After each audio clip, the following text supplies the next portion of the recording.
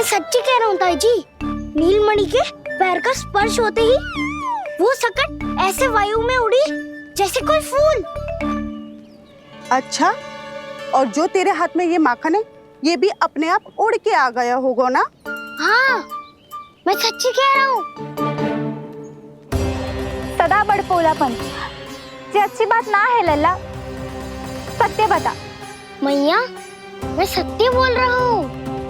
ये सकट अपने आप ही आयो था और नीलमणि के प्रहार करते ही दूर जा गिरो। अरे ये बड़बोले से पूछने से अच्छा है कि हमें स्वयं विचार करना चाहिए कि ये सकट टूटा कैसे। हाँ नंदराज, हाँ, हम भी आरती के लिए भीतर चले गए थे। हाँ। अरे आप सब मेरा विश्वास क्यों ना कर रहे हो? नीलमणि के प्रहार से ही उज्जवल, सकट बहुत पुराना था, पहिया ढीला होकर खुल गया होगा। यशोदा, अनेक कारण हो सकते हैं, चिंता करने की कोई आवश्यकता ना है। मैं चिंता क्यों करने लगी भला? मेरे नीलमणि के गले में रक्षा वाला कंठक पहले से ही है, और हम ये सब पूजा पाठ इतने विधि विधान से इसी के लिए तो कर रहे हैं, है ना पंडित जी? हाँ रानी जी। तो बस फिर मेरे लल्ला को कछु क्यों होने लगो? और आप सब स्वयं ही देख लो ना, जे इतना बड़ा सकट टूट के बिखर गया है, किंतु मेरे लल्ला को एक खरोच भी ना आई। इसका अर्थ तो यही है ना कि हम जो भी कर रहे हैं सही कर रहे हैं। मुझे चिंता करने की कछु आवश्यकता ही ना है। चलो सब भीतर चलते हैं। हाँ हाँ, लल्ला को भूख भी लगी आई होगी। चल।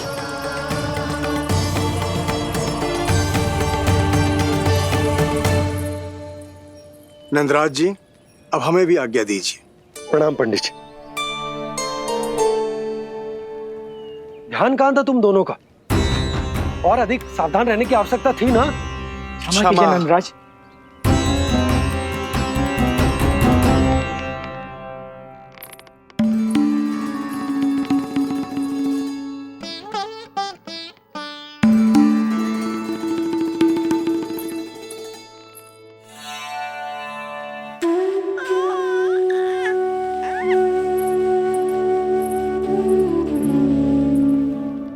यशोदा, क्या हुआ? बोलो ना, क्या सोच रही हो? मुझे बहुत चिंता हो रही है जीजी। मेरे लल्ला के साथ कुछ ना कुछ दुर्घटना होती रहती है। अरे, अभी बाहर ही तुम सबको समझा रही थी, अब भीतर आते ही क्या हो गया तुम्हें? बाहर समझाने वाली मैं ना थी जीजी, वो तो गोकुल की रानी जसोदा थी, किंतु भीतर से मैं अपने नीलमणि की मैया हूँ बस। और एक मैया को कितनी चिंता होती है, इसे आपसे अधिक कौन जान सकता है। बहुत बड़ा धक्का लगा है मैया को इस घटना से। अब तो ये मेरी रक्षा के लिए और भी अधिक चिंतित हो जाएंगी। यंत्र का कंठक, पूजा पाठ, इतने सारे प्रहरी, सुरक्षा के प्रबंध, यदि इतने सबके बाद भी मैं अपने लल्ला की रक्षा न कर पाई तो मुझसे अधिक अभागी कौन हो सकती है? मैं तुम्हारे मन की दशा समझती हूँ यशोदा। इसी चिंता के कारण ही तो मैंने आज तक अपने पुत्र को छुपा कर रखा है। मैं जानती हूँ जीजी, मैं समझती हूँ। मैंने तो नीलमणि के लिए इतने सारे संस्कार भी करो है, पूजा पाठ की है, किंतु मैंने तो आज तक अपने पुत्र का एक भी संस्कार नहीं किया है। आंसू पोंछ लीजिए बड़ी माँ, शीघ्र ही सब कुछ ठीक हो जाएगा। जब मैंने उसे जन्म दिया उसके बाद से आज तक न उसे घर के बाहर लाई हूँ, न कोई संस्कार किया है। मैं तो उसका नामकरण भी नहीं करवा पाई हूँ यशोदा। उसके जन्म के समय स्वामी ने ये संदेश भिजवाया था कि उस कंस को हमारे पुत्र के बारे में तनिक भी भनक नहीं पड़नी चाहिए। तब से आज तक भय के छाव में जीती आई हूँ कि वो कंस कहीं हमारे पुत्र को भी ना मार दे, जैसे देवकी के सारे संतानों को मार दिया है। ये आशंका कभी सत्य नहीं होगी बड़ी माँ, मैं हूँ ना। माँ अपनी संतान के मन की बात बिना कहे ही समझ जाती है। आप भी समझ जाओ ना मैया।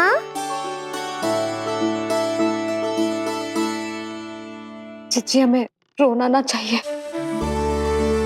हमें देख के लल्ला भी रो रहा है। मैया, आपकी सहायता की आवश्यकता है मुझे। मुझे ऐसे क्यों लग रहा है जैसे लल्ला मुझसे कुछ कहना चाह रहा है। दाऊ को हम सबसे दूर कब तक रखेंगे बड़ी माँ? ये सोच रहे होगा कि अब तक आपने इसके दाऊ को छुपा के क्यों रखो है। मैं उनसे मिलना चाहता हूँ मैया। जीजी, कितना मन करता होगा ना इसका अपने दाऊ से मिलने का। और आपके लल्ला का भी तो मन करता होगा ना कि अपने छोटे भाई को मिले। कितनी बातें करते हैं हम दोनों की इनके सामने। हाँ यशोदा, मैं भी अपने पुत्र को नीलमणि के बारे में सब कुछ बताती हूँ। तो बस फिर हमें साथ साथ रखिए ना। मेरा आधा हिस्सा है वो, उनके बिना मैं अधूरा हूँ मैया। ये दोनों भाई एक दूसरे के बिना अधूरे हैं जीजी। हमें इन दोनों को साथ ही रखना चाहिए। आप ही सोचो, यदि नीलमणि की रक्षा होगी तो आपका लल्ला भी तो सुरक्षित रहेगा। तुम सच कह रही हो यशोदा, हमें इन दोनों को मिलाना चाहिए और साथ में ही रखना चाहिए, सुरक्षित। तब तो शीघ्र ही पंडित जी को बुलाकर हमें शुभ मुहूर्त निकलवाना चाहिए। शुभ मुहूर्त? हाँ, शुभ मुहूर्त। दोनों भाइयों के मिलन के साथ साथ उनका नामकरण संस्कार भी करवा देते। अब अपने दाऊ से मिलूंगा मैं।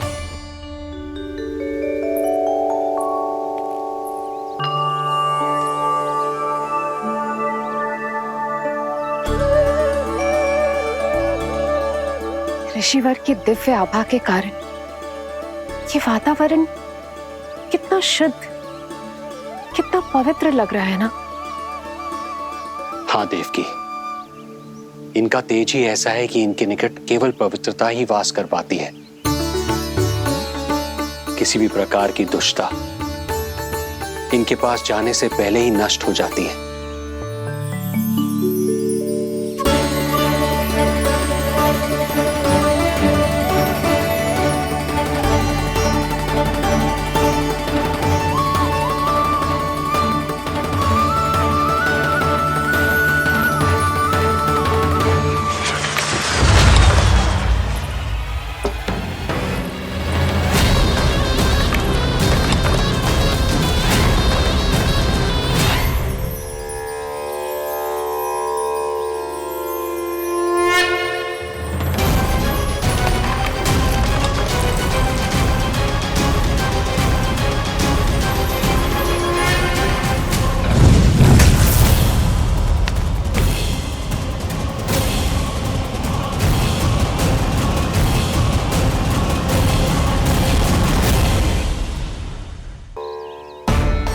इनका तेज ही ऐसा है कि इनके निकट केवल पवित्रता ही वास कर पाती है।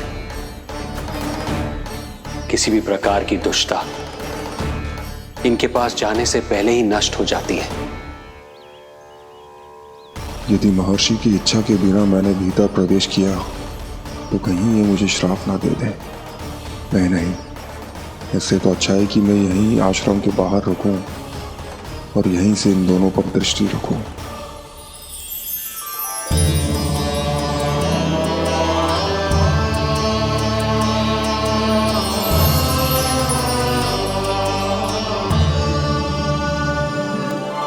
आपके आने का आभास हो गया था राजन।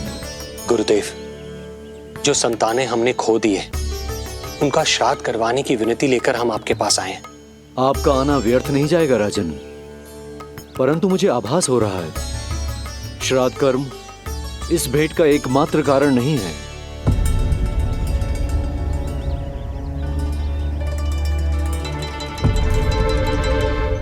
आपको उसकी या कंस की चिंता करने की कोई आवश्यकता नहीं है। निश्चिंत होकर बताइए कि आपकी इच्छा क्या है। गुरुदेव, वर्तमान में मेरी प्रथम पत्नी रोहिणी पुत्र सहित गोकुल में निवास कर रही है। हमारे उस पुत्र का और भाभी यशोदा के पुत्र का नामकरण संस्कार करवा दीजिए। बस यही हमारा सौभाग्य होगा। मुझे कुछ सुनाई क्यों नहीं दे रहा है? देवी रोहिणी से उत्पन्न आपका पुत्र यादव कुल का राजकुमार है और यादवों का गुरु होने के नाते उसका संस्कार कराना हमारा कर्तव्य है। परंतु यशोदा पुत्र का नामकरण वो आप मुझसे क्यों करवाना चाहते हैं?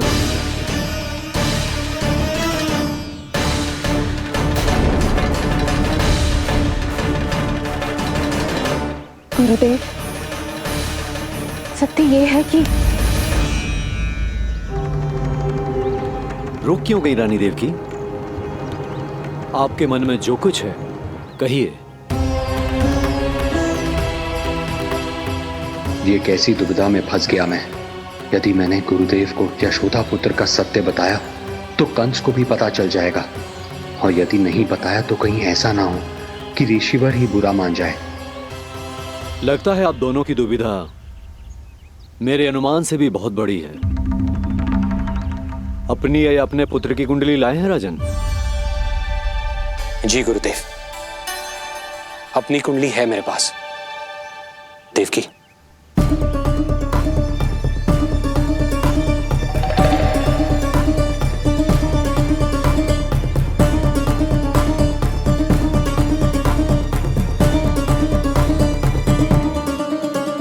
जो रहस्य आप नहीं बता पा रहे हैं राजन, वो ये कुंडली बताएगी।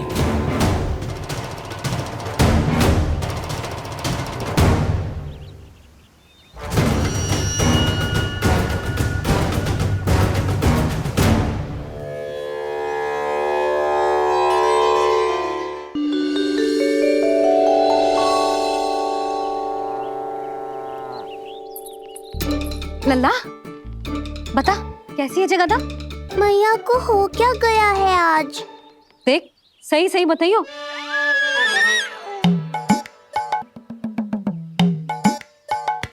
अच्छी है ना? पसंद आएगी ना उसे? हाँ? या फिर जे मोर पंख वाला मुकुट दे दूं? पहली बार मिल रहा है तू, उपहार तो देना चाहिए ना?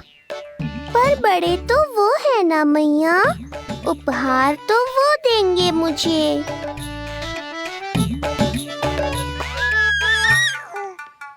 ना ना, मोर पंख वाला मुकुट तो मेरे लल्ला का है ना, जे ना दे सकते। तेरे जैसा कोई कंठक या चांदी वाला कड़ा दे दूं? हाँ? इस मिलन के लिए मुझसे अधिक उतावली तो मैया है।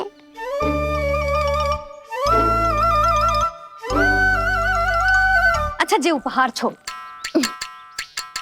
तू तो जे बता कि तू उसे बुलाएगा क्या कह के? अन्य सभी के जैसे बड़े भैया या गांव वालों के जैसे दद्दा बुलाएगो, या फिर बड़े नगरों में जैसे बुलाते हैं ज्येष्ठ भ्राता बुलाएगो, या फिर प्रेम से बुलाएगो दाऊ बुलाएगो ना?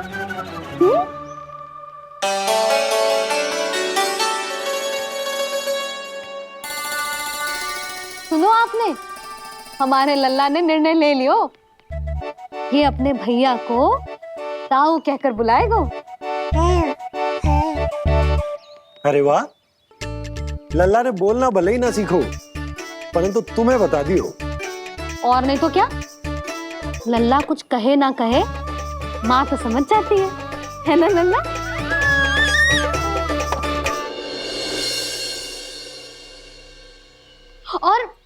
इसने दाऊ वाली बात पे हाँ भी की है।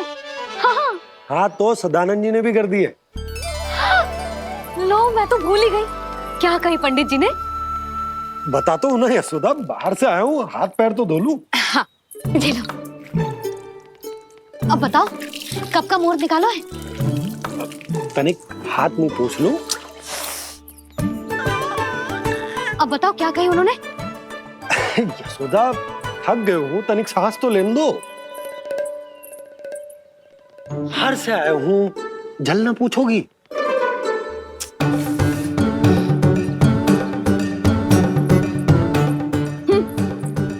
अब बता दो जी।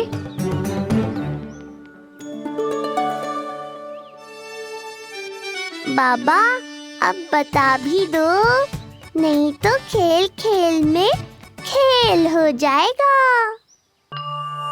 हाँ बताओ।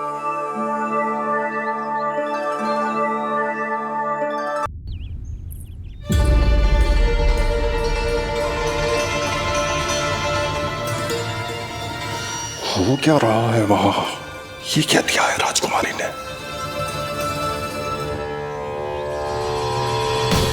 गुरुदेव, शीघ्र ही कोई मुहूर्त बता दे तो बड़ी कृपा होगी। नंद महाराज, अब क्या नामकरण का मुहूर्त भी मुहूर्त निकाल के बताओगे आप? हैं?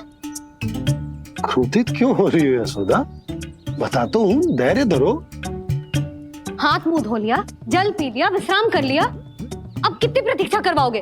हैं? मैं सब समझ रही हूँ, आप जानबूझ के मुझे सताने के लिए ना बता रहे।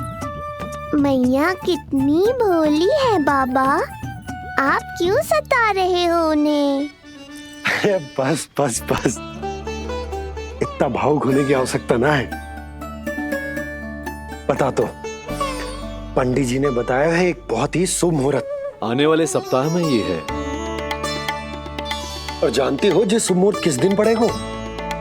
जिस दिन हमारा लल्ला पूरे 100 दिन का हो जाएगा। इससे अच्छा मुहूर्त तो हो ही नहीं सकता। धन्यवाद गुरुदेव।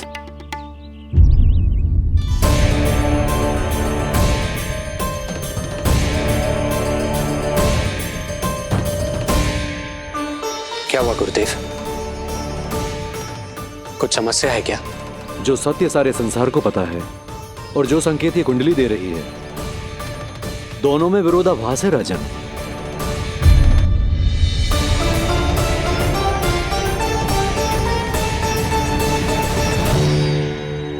मैंने कहा ना राजन, उसकी चिंता करने की आवश्यकता नहीं है। ये कुंडली मुझसे कह रही है कि आपके भाग्य में केवल पुत्र थे। आपके भाग्य में केवल पुत्र थे, तो पुत्री कैसे हुई? इस कुंडली के अनुसार आपकी दोनों पत्नियों के एक-एक पुत्र जीवित हैं। एक-एक पुत्र जीवित हैं।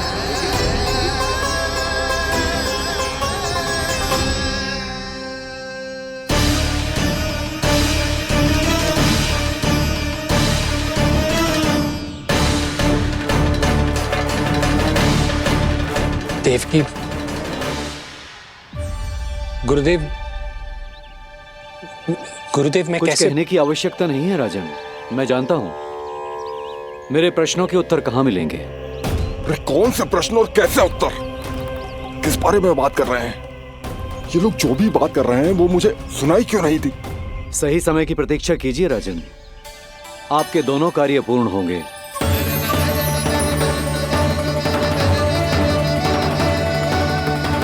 अब आप निश्चिंत होकर जाइए और प्रसन्नता मनाने की तैयारी कीजिए। आपका बहुत बहुत धन्यवाद गुरुदेव। प्रणाम।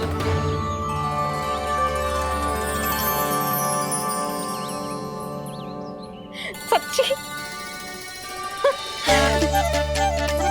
पहले नारायण को धन्यवाद दूं कि लल्ला को सूचना दूं? कुछ समझ में ना आ रहा। लल्ला मैं अभी आया।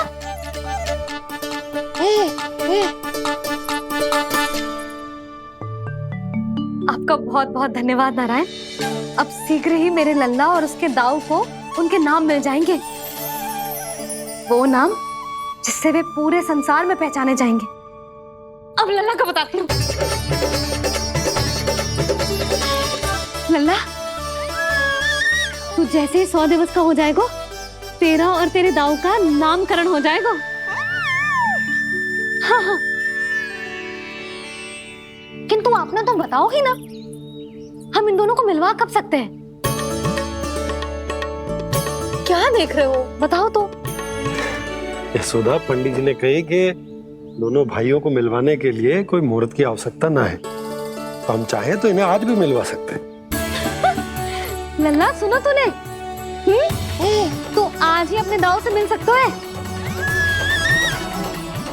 मैं अभी सारी तैयारियां करती हूँ। भव्य मिलन होगा गोकुल में, भव्य मिलन।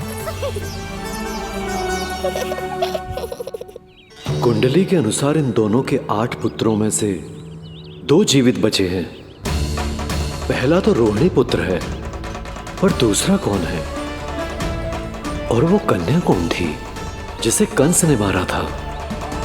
वासुदेव की कुंडली में अभी तक पुत्री योग बना ही नहीं है।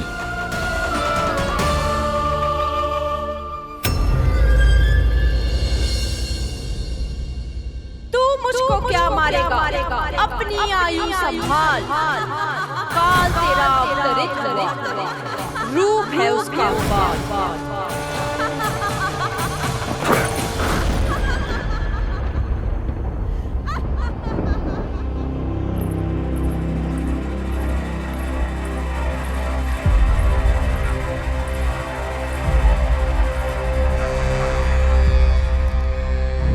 आधी रात को इस तरह से उठकर बैठे हुए हैं आप स्वामी।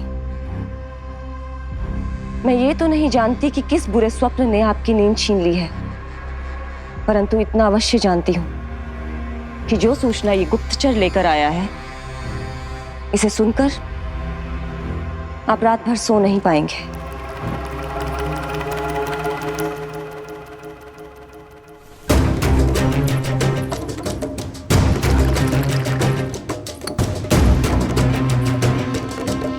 क्या सूचना है? महाराज, उत्कच मारा गया, उत्कच मारा गया, उत्कच मारा गया।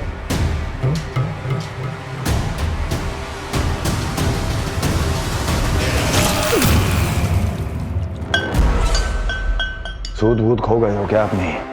जो दिखता ही नहीं उसे मारा कैसे जा सकता है? इसने स्वयं देखा था महाराज। जिस शकट में समाकर शक्तासुर उस बालक को कुचलने वाला था, आपके शत्रु ने उसी शकट को चकनाचूर कर दिया।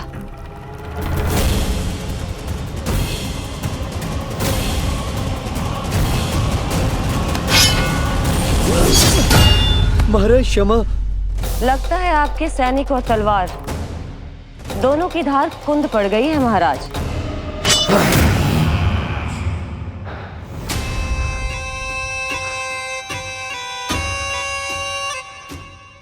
इस तलवार की धार पर अब तभी विश्वास दृढ़ होगा जब ये उस बालक के रक्त से स्नान कर लेगी।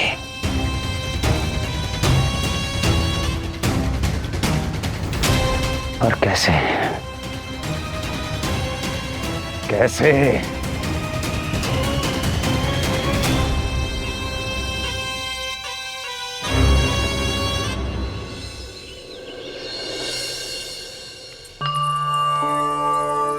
कैसी लगी तुझे दाऊ से मिलने की तैयारी? बहुत अच्छी है मैया, पर उससे भी अच्छी है वो प्रसन्नता जो इस मिलन के उत्साह में मुझे आपकी आंखों में दिख रही है।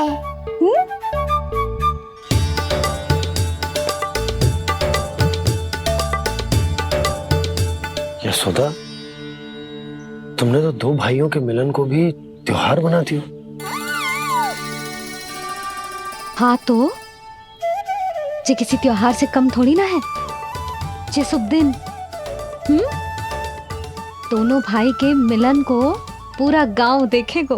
तो फिर अब बड़ी मैया को बुलाओ ना मैया। यशोदा जी, रोहिणी जीजी इतनी प्रतीक्षा क्यों करवा रही है?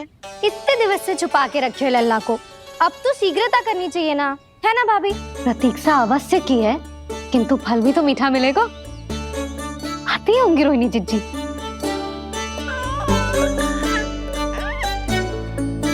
जीजी, कहीं उन्होंने अपना विचार तो ना बदल दियो।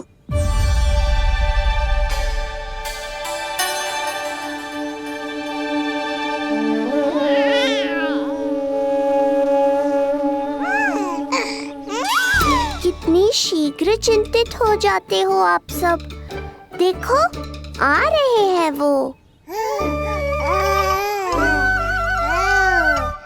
लाल छुपा रखने को विवश थी नियति की सताई,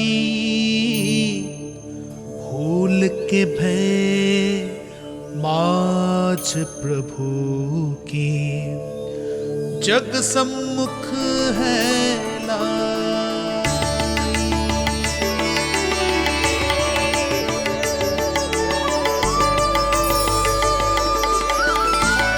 देखो तो कितनी मधुर मुस्कान है। और आंखें कैसी गंभीर और गहरी है। अरे अरे ये तो हमारी नीलमणि की तरह सुंदर भी है। सही कह रही है तू, और कितना प्यारा भी है। और कितना पलसानी भी लग रहा है ये, है ना? तो देखो इसके। हाँ बिल्कुल लाल लाल टमाटर की तरह। देखो तो दाऊ आए नहीं कि ये सब की सब मुझे भूल ही गई। अरे हटो सामने से, मुझे भी तो देखने दो।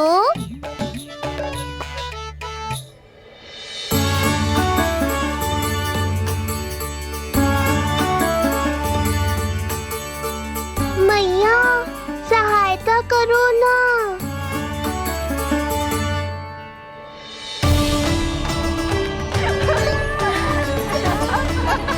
चलो हटो सब, हटो हटो हटो हटो सामने से। चलो दोनों भाइयों को एक दूसरे से मिलने तो दो।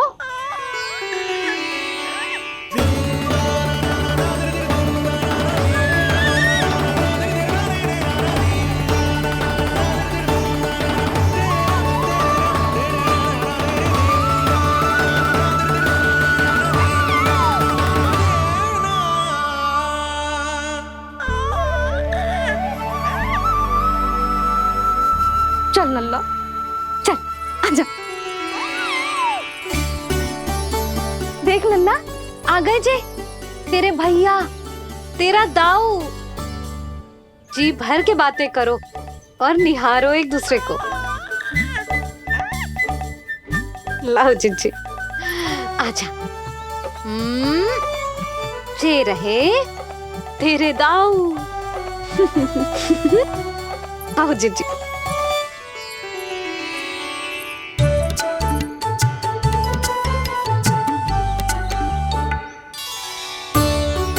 स्वागत है दाऊ। कितनी प्रतीक्षा के बाद अब जाकर आपसे भेंट हुई है।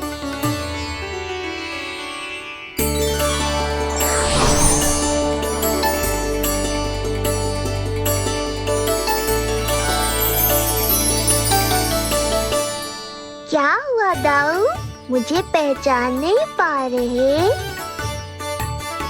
कितनी देर लगाओगे दाऊ? अब तो पहचान लो, छोटा भाई हूँ आपका।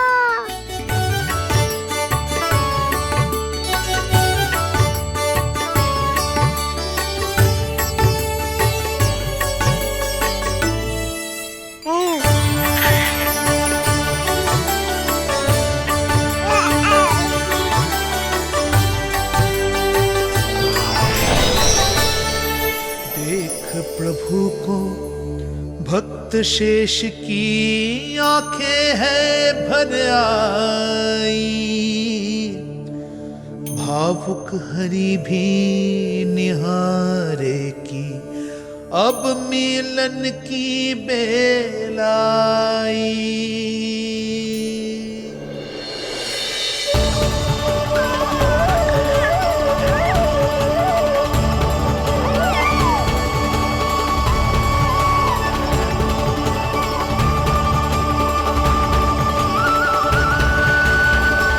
प्रभु आपके दर्शन पाकर मैं धन्य हो गया।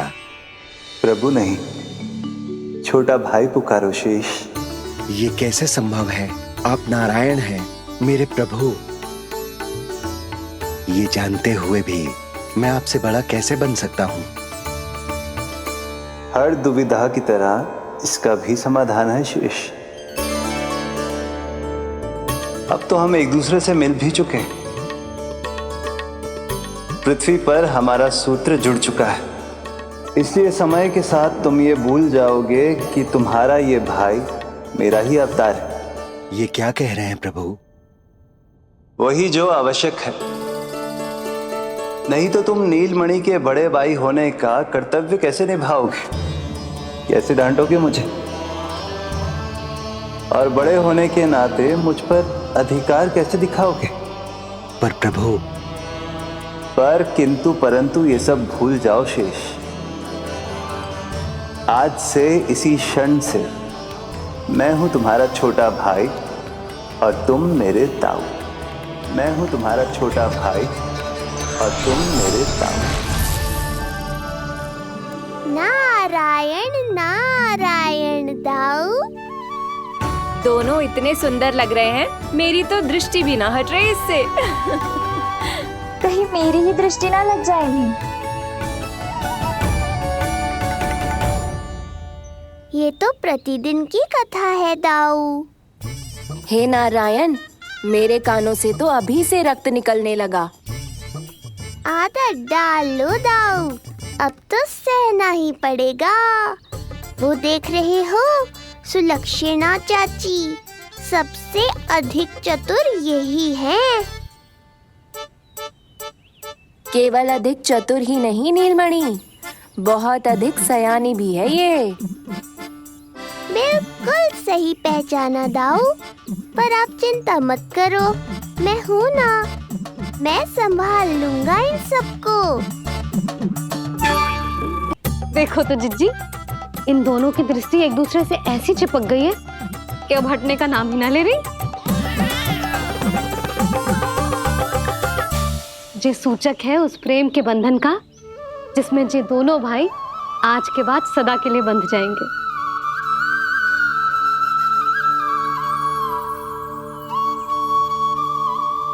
मुझसे भूल हो गई यशोदा, मैंने इन दोनों को पहले ही मिलवा देना चाहिए था।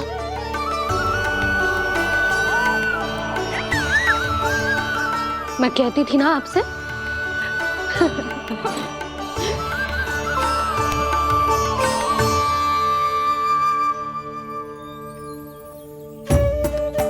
आई मैं।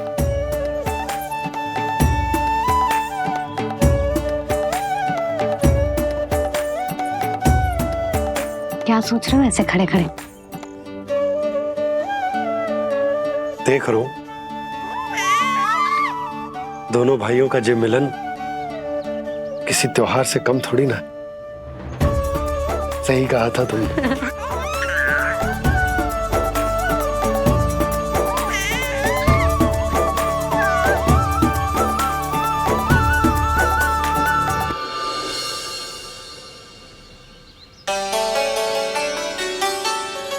सुना ना तूने जो गोपिया क्या कह रही थी कि नीलमणि का दाऊ कितना बलशाली है।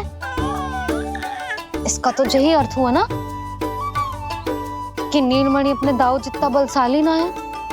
अब समझा मैया कि आज मुझसे इतना व्यायाम क्यों करवाया जा रहा है। पर मुझे पता है मेरा नीलमणि सबसे अधिक बलशाली है। हाँ। उज्जवल ने कही थी ना, नीलमणि ने यूं उड़ा दिया था काले कौवे को मथुरा की ओर। और उज्जवल ने तो ये भी कही थी कि नीलमणि ने अपने पांव से सकट पे प्रहार भी किया था। कैसे किया था प्रहार? कैसे किया था? लग गई मैया को। कैसे किया था? फिर से बता कैसे किया था?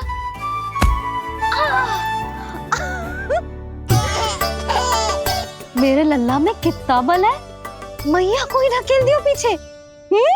अच्छा ही है कि आप उज्जवल के कहे को गंभीरता से नहीं ले रही, नहीं तो आपका ये रूप मैं कैसे देख पाता मैया।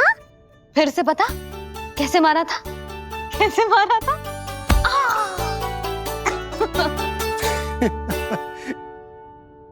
लल्ला, तू बड़े के जैसे कब से हंसने लगो?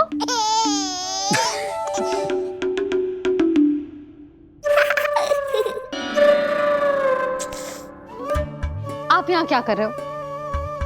छुप छुप के मैया और लल्ला को खेलते हुए देखने के अतिरिक्त और कोई कार्य ना है आपके पास? कार्य तो है, पर यह अधिकार भी है कि मैं अपनी बड़ी सी पत्नी को अपने छोटे से लल्ला के साथ छोटे बालकों की तरह व्यवहार करते हुए देखूं। अब देख लियो ना, अब जाओ अपना कार्य करो। कार्य तो कर लूंगा, परंतु मेरा पेट मुझसे कह रहा है कि इसे भूख लगी। भूख लग गई? भोजन का समय होगा। अभी लगाती हूँ भोजन।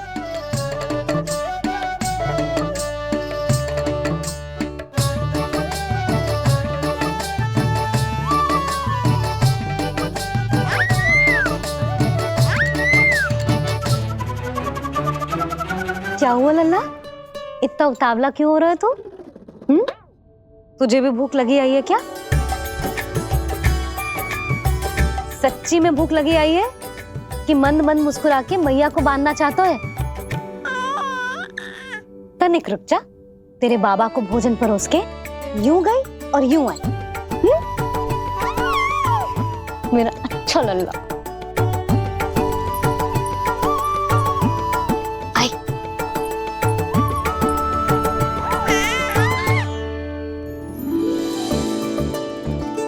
आज केवल रोटी है खाने में?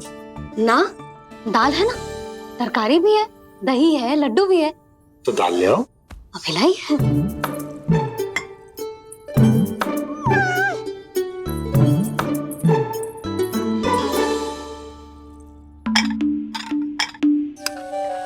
अवश्य भूख ही लगी होगी उसे। यशोदा,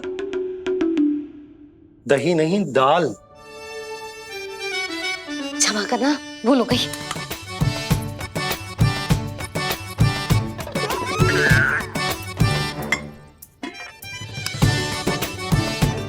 यशोदा, दाल दाल।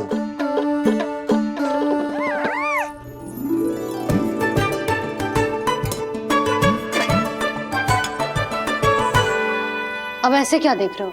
बोला ना भूल हो गई। सब मिला के खा लो, पेट में तो मिलना ही है। थोड़े चावल मिलेंगे? हाँ मिलेंगे, अवश्य मिलेंगे।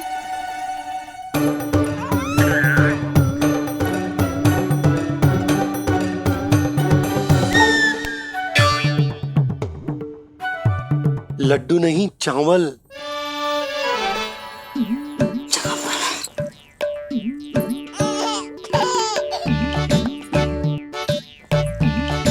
हंस क्या रहे हो जी?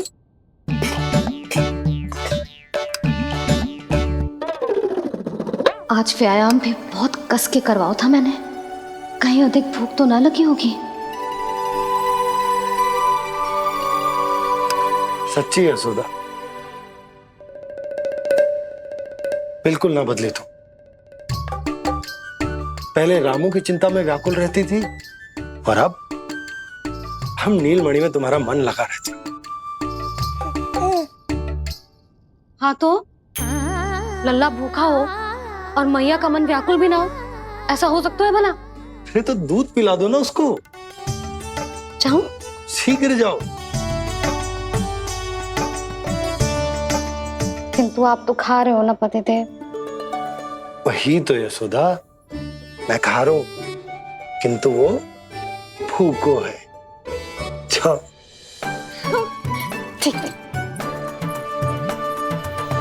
यहाँ थी तो लल्ला की भूख के लिए चिंतित थी, अब वहां जाएगी तो पक्का मेरे भोजन के बारे में चिंता करेगी। कहीं आधी भूख में ना उठ जाए तेरे बाबा, उन्हें कुछ और चाहिए होगा तो? सही कहा था बाबा ने, वहाँ मेरी चिंता थी, यहाँ बाबा की चिंता है। सच्ची मैया, अनोखी हो आप। अरे इतने से पेट भर गया तेरा? ना, ये वाली मुस्कुराहट तो मत ही दिखा मुझे। इतनी शीघ्र तेरा पेट भर ही ना सकता। मैया जानती है अपने लल्ला की भूख।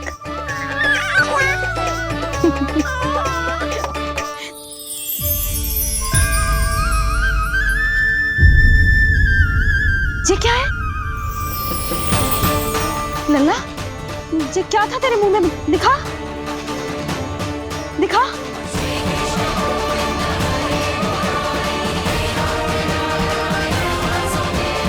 मैया को सब पता है, इतनी जल्दी तेरा पेट भर ही ना सकता।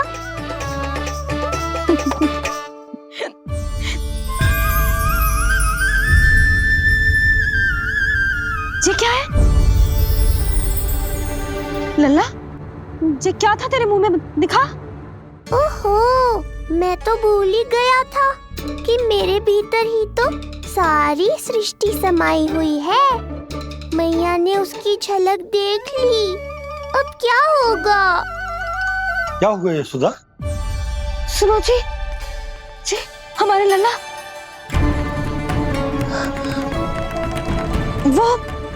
वो इसके मुंह में। क्या? भूल जाओ ना मैया, कुछ नहीं था मेरे मुंह में। लल्ला मुंह खोल के बाबा को दिखा। अरे क्या देख रही है उसके मुंह में? अवश्य ही मेरा दृष्टि भ्रम होगा, किंतु ऐसा भ्रम। अरे बताओ ना यशोदा, या फिर मुहूर्त शीघ्र ना बताने की बात का प्रतिशोध ले रही हो तुम? ना ना, ऐसी बात ना है। तो फिर बताओ ना क्या बात है? हा? मैंने लल्ला के मुंह में कुछ देखो। क्या देखो? अब फंस गया मैं। मैया बाबा को सब कुछ बता देंगी और राय का पहाड़ बन जाएगा। फिर कैसे संभालूंगा इन दोनों को? ऐसे लगो जैसे जैसे जैसे पूरा का पूरा ब्रह्मांड। ब्रह्मांड लल्ला के मुंह में? अच्छा, तुम मेरा मुंह देखो।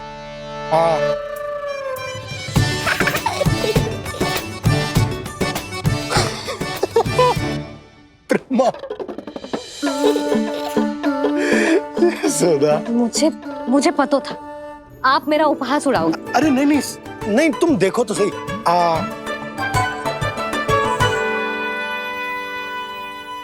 ब्रह्मांड ना सही, गोकुल तो दिखना चाहिए। अरे गोकुल को राजा हूं मैं, है कि ना? है? देखो, अरे देखो तो। धन्यवाद बाबा, आपने इस बात को गंभीरता से नहीं लिया, इसलिए अब मैया भी नहीं लेंगी। आज तो बचा लिया आपने। आज के बाद ना आपको कुछ बताऊंगी ही ना। आप जाओ, नामकरण उत्सव की तैयारी करो।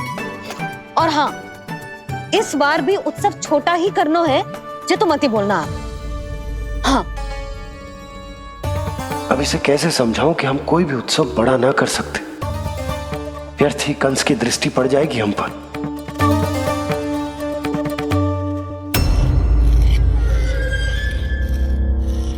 लगता है आपके सैनिक और तलवार दोनों की धार कुंद पड़ गई है महाराज। महाराज, मुझे भय था कि कहीं ऋषि गर्ग मुझे श्राप ना दे दे।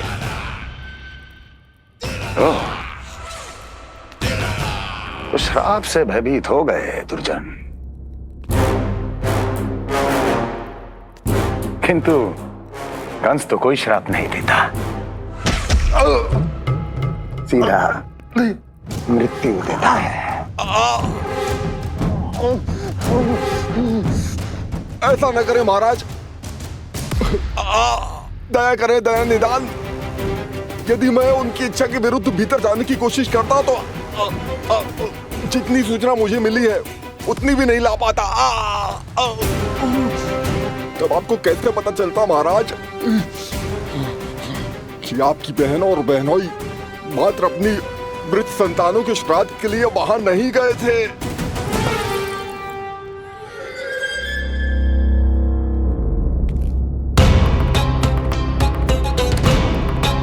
आगे बोलो।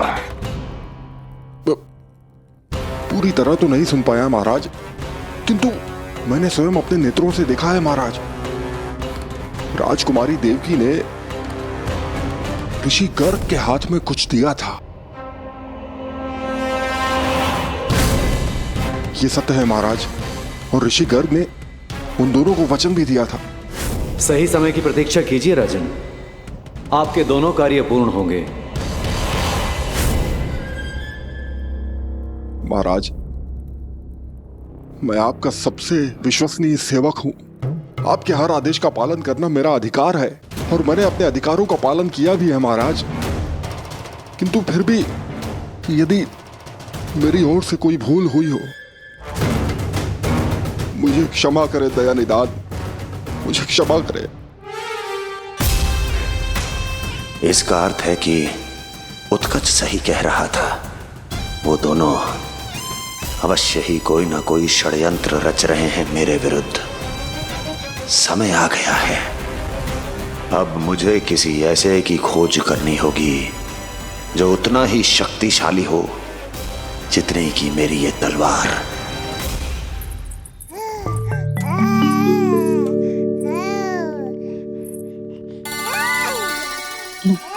अभी से पुकारने लगो जी, अभी तो आई हूँ रसोई में।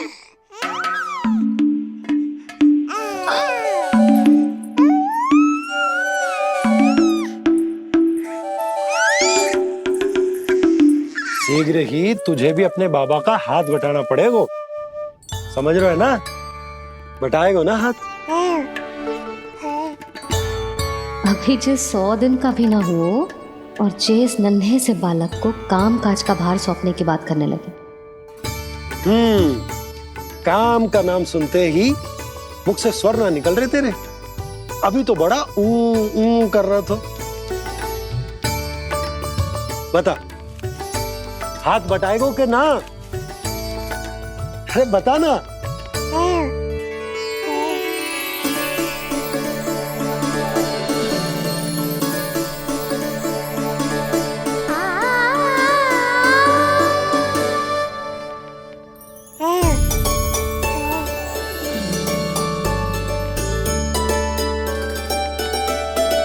कल तू पूरा 100 दिन को हो जाएगा लल्ला। पंडित जी आएंगे, तुझे नया नाम मिलेगा। देखो तो मन में तो इनके भी कितना उत्साह भरो है, बस दृष्टि में मैं ही आती हूँ। और कल तुझे वो नाम मिलेगा लल्ला जिससे पूरा संसार तुझे पहचानेगा।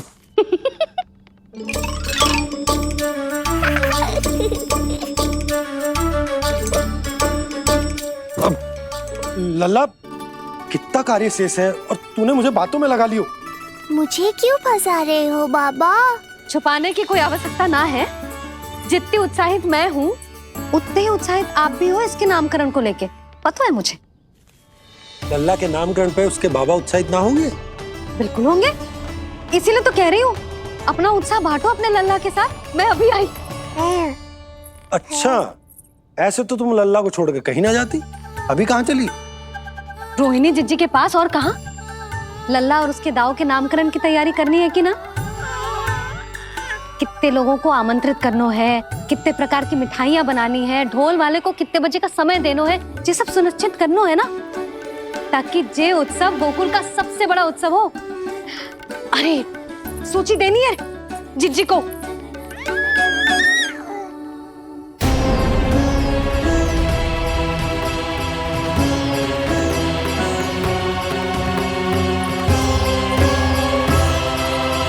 सबकी कोई आवश्यकता ना है। आवश्यकता ना है मतलब? कहना क्या चाहते हो आप? मैं ये कहना चाहता हूं कि यशोदा, सत्य तो ये है कि हमें दुख में ना अत्यधिक दुखी होना चाहिए और ना सुख में अत्यधिक उत्साहित, प्रसन्नता कितने भी क्यों ना, हमें उत्सव संयम से ही मनाना चाहिए। इतने वर्ष संयम ही तो रखा था ना नंद जी। ये समय संयम का ना आनंद से बावले हो जाने का है।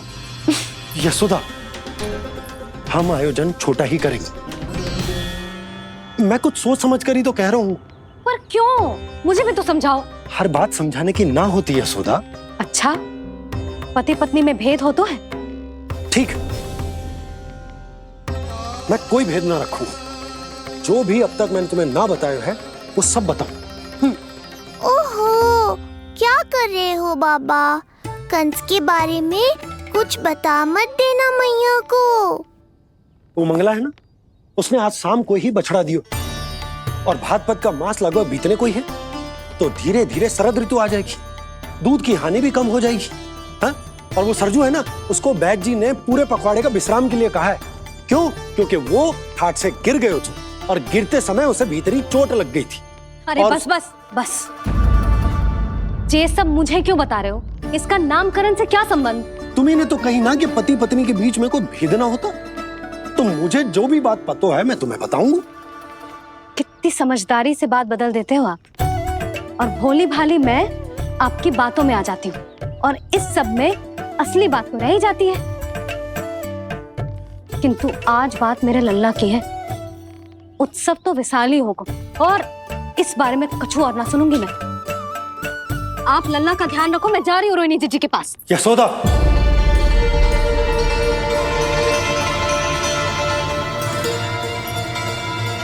बात केवल सुनने की ना होती, उसे समझना भी पड़ता है।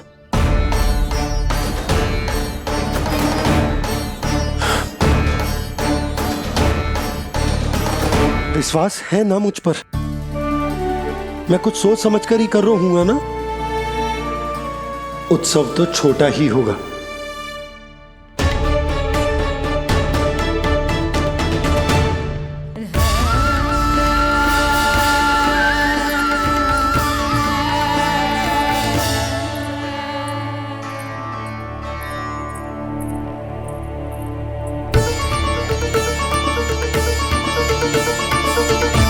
क्षमा करना लल्ला, तेरी मैया को डांटना पड़ गया। आपको मेरी सुरक्षा की चिंता है बाबा, समझता हूँ मैं, इसलिए आपने ये निर्णय लिया है। समझ में नहीं आता, कब कौन सा निर्णय क्यों लेते हैं आप? यदि कंस को समझना इतना आसान होता तो कंस नहीं होता। ये नया सिंहासन उसके लिए है जो मेरा विश्वास पात्र बनेगा। मेरे दाहिने हाथ की तरह मेरे मन के सबसे निकट होगा वो। मंत्री परिषद में विशेष स्थान की प्राप्ति होगी। मेरे बाद पूरे राज्य के लिए उसी का वचन होगा। शासन। किंतु ये अधिकार केवल उसे प्राप्त होगा जो मेरी परीक्षा में उत्तीर्ण होगा। मेरा सबसे महत्वपूर्ण कार्य करेगा वो। इसलिए जाओ, कह दो सभी बाहुबलियों को, महाबलियों को, दैत्यों को, दानवों को, प्रेतों को, पिशाचों को, सभी को ये सूचना दे दो ना ना ना ना, सूचना नहीं, चुनौती दो कि यदि साहस है तो आए, मेरी परीक्षा में उत्तीर्ण हो और इस सिंहासन पर बैठने का अधिकार प्राप्त कर ले। जाओ। और हां, ये अवश्य कहना कि केवल वही आए जिनके हृदय में साहस का ज्वालामुखी धधकता हो, जिनकी तलवारें पर्वतों का सीना चीरने को व्याकुल हो, जिनकी संकल्प शक्ति इतनी दृढ़ हो कि मृत्यु से टक्कर ले ले। कायर नहीं चाहिए मुझे। जाओ। महाराज, आप जिसे भी ये विशेष पद देंगे, भविष्य में यदि वही हमारे शीश पर बैठ गया तो क्या करेंगे आप? पहले ऐसा कोई योद्धा सामने तो आए अस्ति, जो उस विष्णु के अवतार का संहार कर सके।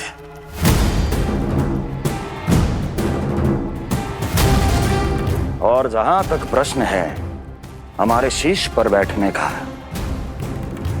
तो स्मरण रखो अस्ति, कंस को अच्छी तरह आता है ऐसे दुस्साहसियों को बीच दरबार में खड़ा करके अपनी उंगलियों के संकेत पर नृत्य करवाना। ता दीर्घ ता। और अपना कार्य सिद्ध होने के बाद उनके तन से उनके शीश को उतारना। कंस को भली भांति आता है।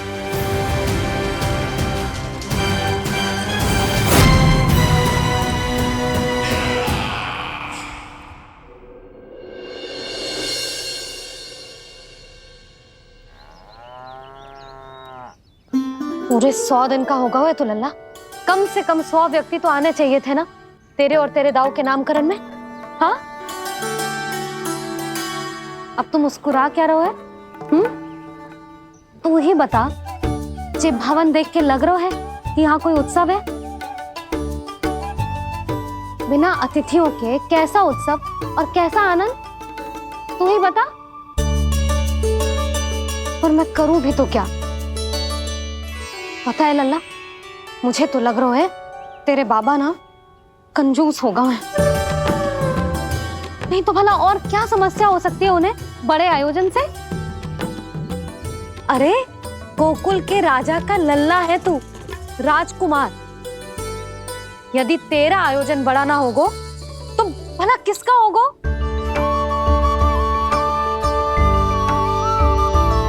मेरी भूल है, मैं भोली हूं, इसीलिए व्यर्थ में तेरे बाबा की बातों में आ गई। मैं भोली हूं ना, व्यर्थ में उनका कहा मान गई। किंतु अब ना मैं कोई मांग रखूंगी, ना मैं उनसे बात करूंगी। और कहे देती हूँ लल्ला, सावधान जो इस बार तू बीच में आया तो। हाँ नहीं तो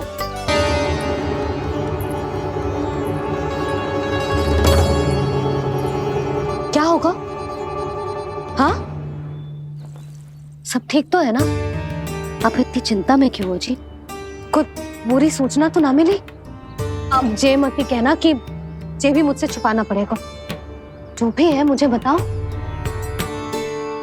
पंडित सदानंद जी महाराज वो नामकरण के लिए ना आ सके। उनकी बिटिया के पांव भारी, उसे लिवाने वो समधियाने गए। ये तो शुभ समाचार है।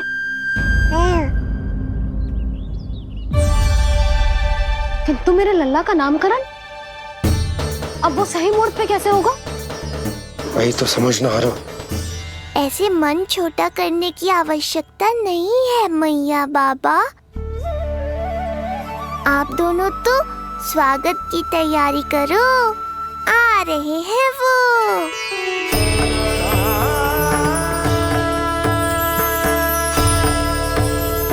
लो, आ गए वो जिनकी मुझे प्रतीक्षा थी। आप दोनों व्यर्थ ही चिंता कर रहे थे।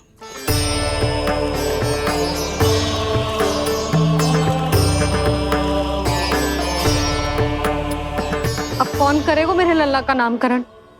ऋषि गर्ग, नंदराज, रानी भाभी, महान ऋषि गर्ग हमारे गांव में पधारे हैं।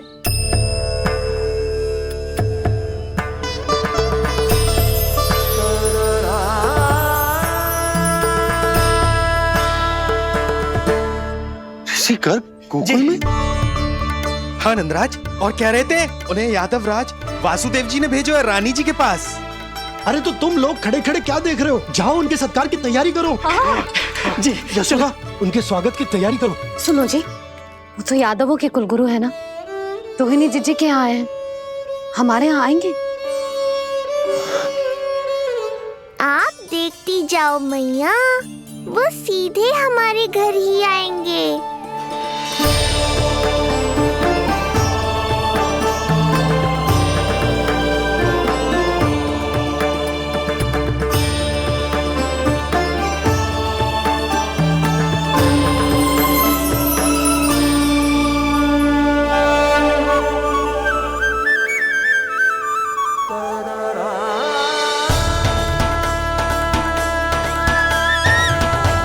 ये क्या हो रहा है मुझे?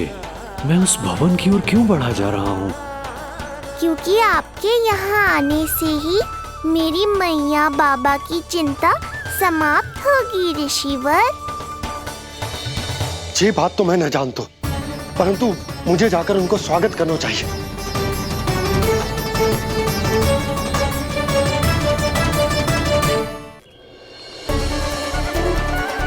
गुरुदेव, कल्याण हो। भगवान श्री नारायण के महान भक्त आज हमारे गांव में पधारे। हमारा जीवन सफल है गयो आज। वो भवन आपका है नंदराज? आपके शुभ चरण पड़ेंगे तो हमारा ये भवन पवित्र हो जाएगा। इतने बड़ी ऋषि अगर हमारे घर पधारेंगे तो हमारे तो भाग्य ही संवर जाएंगे। मैया आपके दर्शन को तरस रही है ऋषिवर, संकोच मत कीजिए, अब आप ही जाइए। पधारिए गुरुजी। न जाने क्यों मेरे पांव अपने आप ही आपकी भवन की तरफ जाने को व्याकुल है नंदराज। पधारिए गुरुदेव, आइए।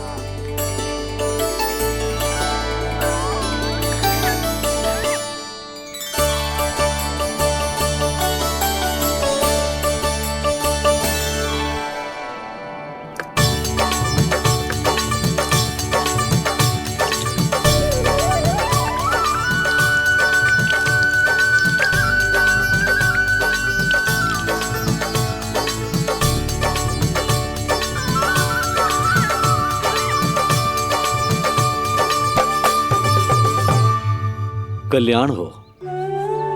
पधारिए।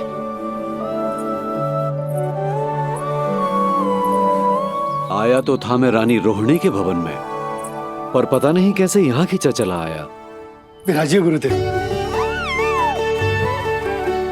महाराज, आप इसे भी रोहिणी जीजी का ही घर समझिए, मैं अब भी बुला कर लाती हूँ। महाराज, ये हमारा सौभाग्य है कि आपने यहाँ आना स्वीकार किया। कहिए, क्या सेवा करूं मैं आपकी? मुझे आपके भाई वासुदेव ने भेजा है नंदराज।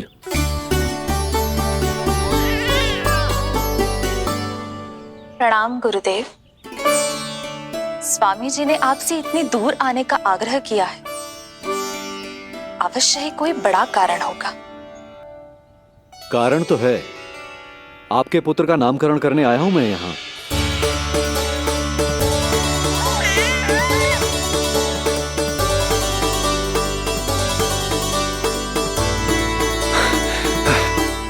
ऋषिवर, तब तो आप अत्यंत ही शुभ दिन पधारे।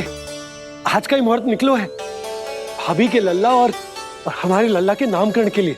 परंतु पंडित जी गांव से बाहर हैं, इसीलिए आप। अब तो आप यहाँ आ गए हो, आप हमारे भी लल्ला का नामकरण कर दो ना। पुत्री, ये क्या कह रही हो तुम?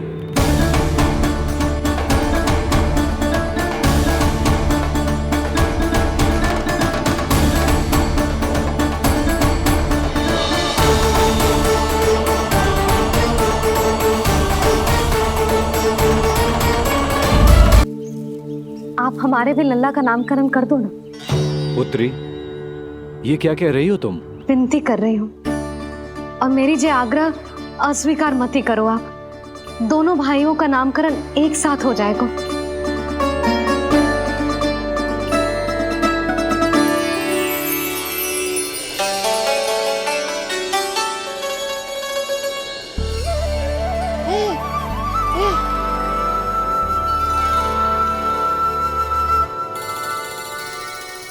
कितने प्यारे और निर्दोष बालक हैं।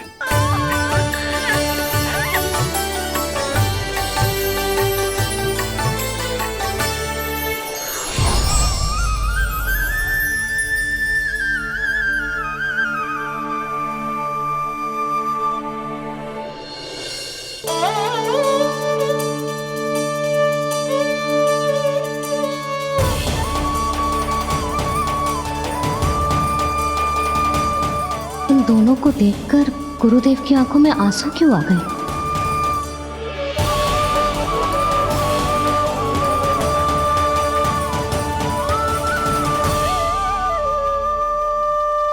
ये क्या कर रहे हैं ऋषिवर?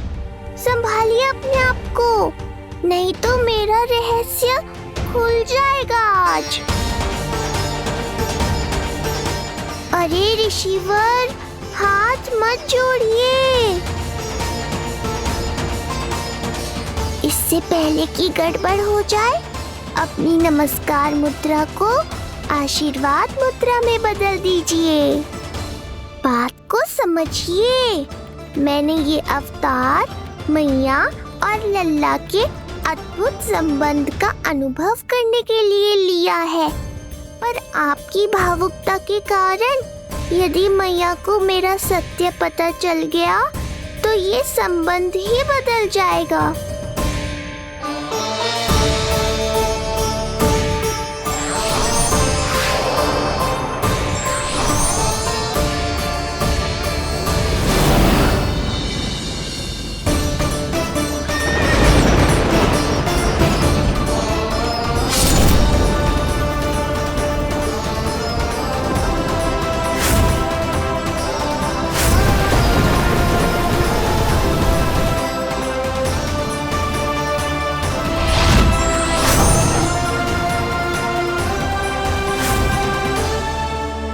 अब आप सब कुछ जान चुके हैं ऋषिवर, इसलिए अब मेरे सामने हाथ जोड़कर मेरे सत्य को उजागर मत कीजिए। अपने शिष्य वसुदेव के पुत्र के रूप में मुझे आशीर्वाद दीजिए।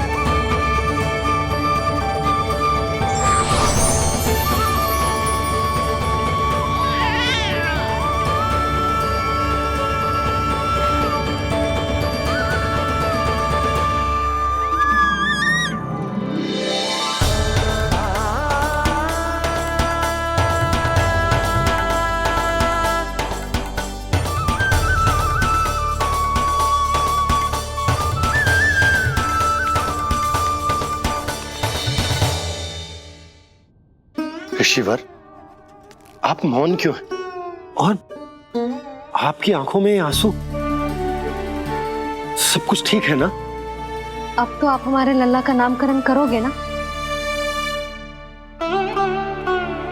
इन दोनों का नामकरण करना मेरा सौभाग्य होगा पुत्री।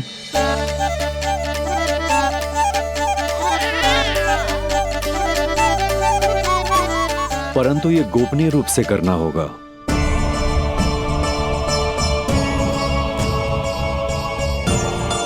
अवश्य ही स्वामी का आग्रह होगा, ताकि कंस की बुरी दृष्टि हमारे पुत्र पर ना पड़े। ये तो बहुत महान ऋषि हैं, इन्हें कंस के अत्याचारों के बारे में अवश्य पता होगा। अपनी संतान का नामकरण संस्कार करना एक मां के लिए उत्सव से कम नहीं होता है, पर यह छुपकर करना होगा। आप दोनों को स्वीकार तो है ना? जैसी आपकी आज्ञा गुरुदेव। स्वीकार है गुरुदेव। तो फिर कहाँ करना है हमें नामकरण का प्रबंध? गुरुदेव, मंदिर सही रहेगा? उससे पवित्र स्थान तो हो ही नहीं सकता है। ऋषिवर, आप तनिक विश्राम कीजिए, हम लोग प्रबंध करते हैं। मैं कुछ समय इन बालकों के साथ व्यतीत करना चाहूंगा। ये तो इनका सौभाग्य होगा। हमें आज्ञा दीजिए।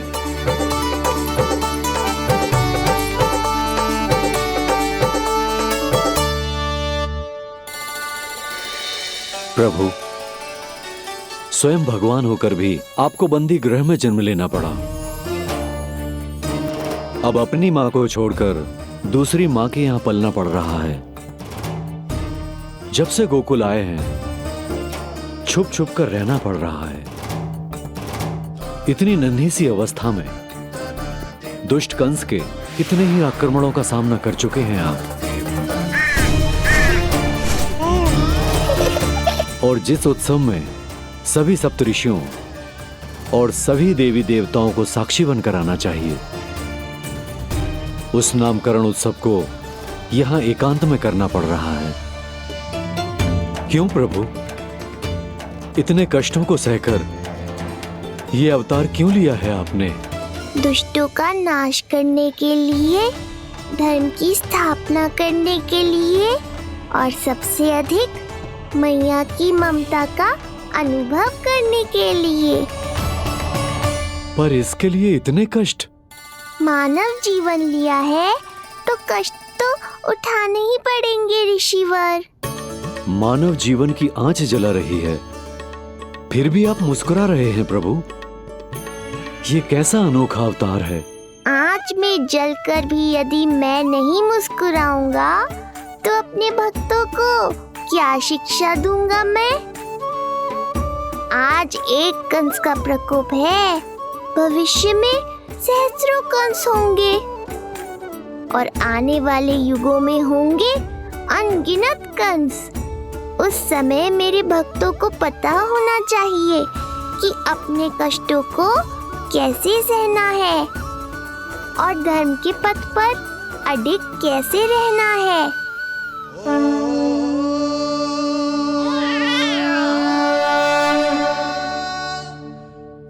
आप धन्य हैं प्रभु। देखा अस्ति, जब सिंह दहाड़ता है तो वन के सभी जीव जंतु इकट्ठे हो ही जाते हैं।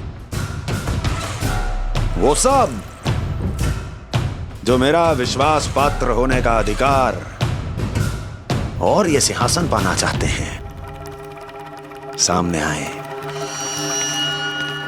बुद्धि के बिना बल अपंग होता है महाराज, और मेरे पास बुद्धि और बल दोनों हैं। आप केवल आदेश दीजिए किसका संहार करना है।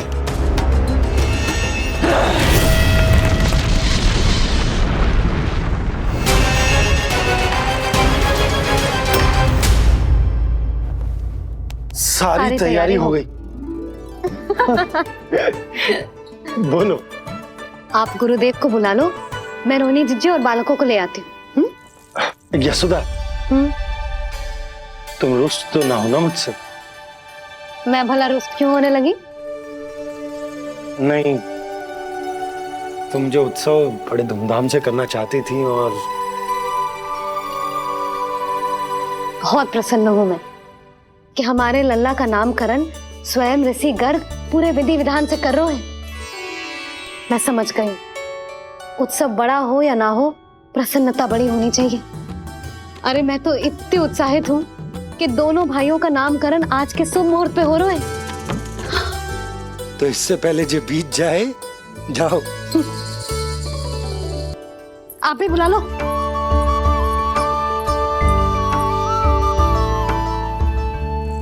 यहाँ सब के सब एक से बढ़कर एक है, तो फिर अपने कार्य के लिए किसका चुनाव सबसे पहले करूं?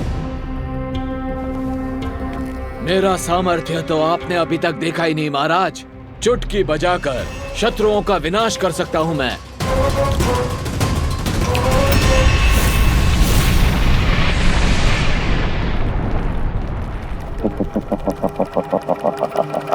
वाह!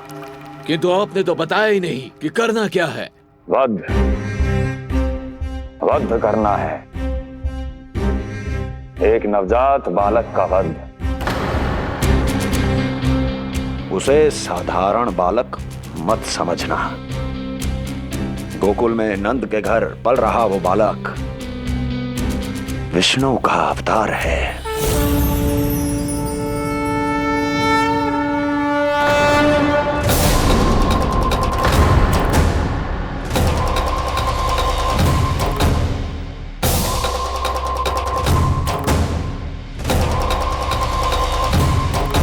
क्या हुआ?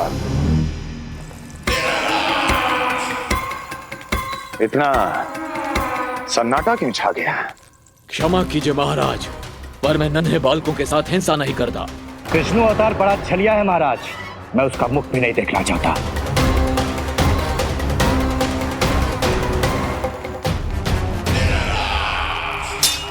जाने दो इन्हें। वैसे भी इस सिंहासन के लिए मुझे कायरों की कोई आवश्यकता नहीं। जाने दो।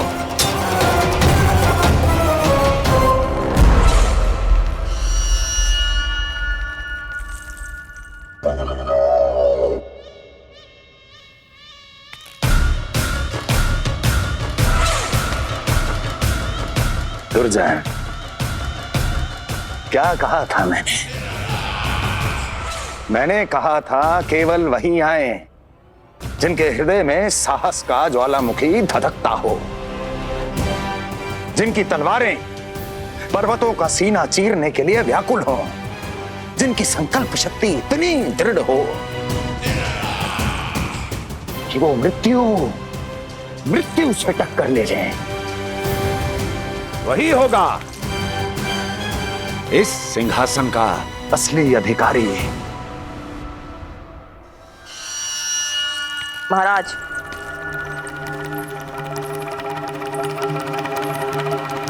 ना तो आपके दिए इस सम्मान का कोई मूल्य रह गया है और ना ही आपके भय का। अभी अभी आपने ही कहा था ना कि जब वन में कोई सिंह दहाड़ता है तो उस वन के सभी जीव जंतु एक जगह एकत्रित हो जाते हैं, परंतु उसी वन में जब कोई बब्बर सिंह दहाड़ता है तो वही जीव जंतु भय के मारे इधर उधर भागने लगते हैं।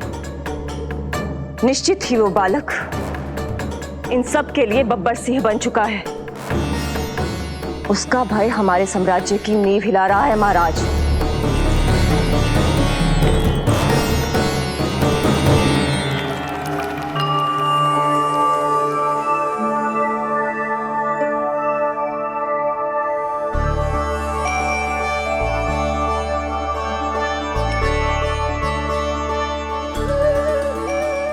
हे नारायण, मेरा मार्गदर्शन कीजिए। हे मां सरस्वती, मुझे आशीर्वाद दीजिए ताकि मैं दोनों बालकों के लिए सर्वोत्तम नामों का चुनाव कर पाऊं।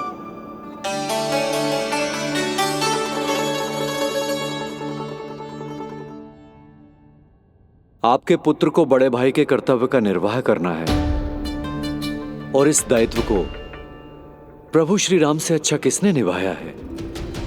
जैसा अटूट संबंध उनका अपने भाइयों के साथ था, मैं श्री नारायण से प्रार्थना करता हूं कि वैसा ही प्रेमपूर्ण संबंध इसका भी अपने छोटे भाई के साथ हो।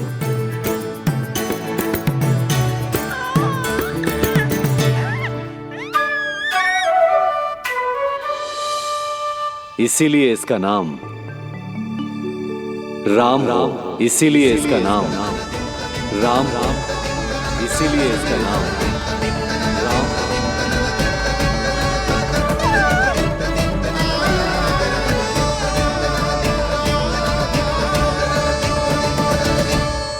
बड़े भाई में आदर्श, न्याय, संकल्प बल के साथ साथ शारीरिक बल भी होना चाहिए। मैं देख पा रहा हूं ये बालक इन सब बलों के लिए जाना जाएगा। इसलिए जो नाम इसके व्यक्तित्व के लिए सबसे उचित है वो है बलराम। बलराम, बलराम।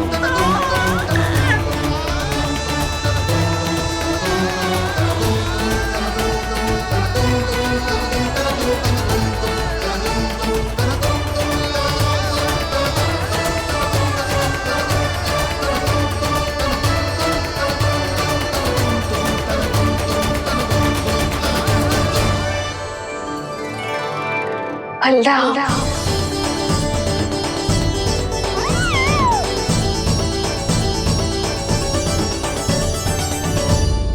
तो फिर उसका नाम बल राम रखना। कैसा अद्भुत संयोग है रिसीवर। जब इसके जन्म की सूचना देने मैं वसुदेव भैया के पास मथुरा गया था, तब उन्होंने भी यही नाम रखा था। बलराम, ये संयोग नहीं नारायण की इच्छा है नंदराज। बलराम से अधिक उपयुक्त नाम इस बलराम के लिए कुछ और हो ही नहीं सकता है। पर मैं तो दाऊ कहकर ही बुलाऊंगा इन्हें, बलदाऊ।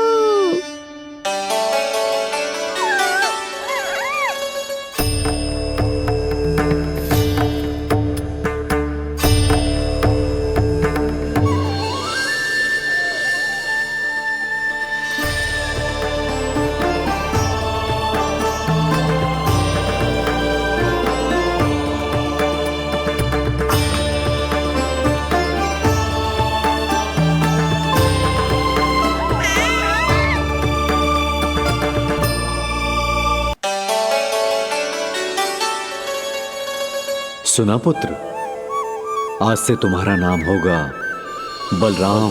बलराम, बलराम।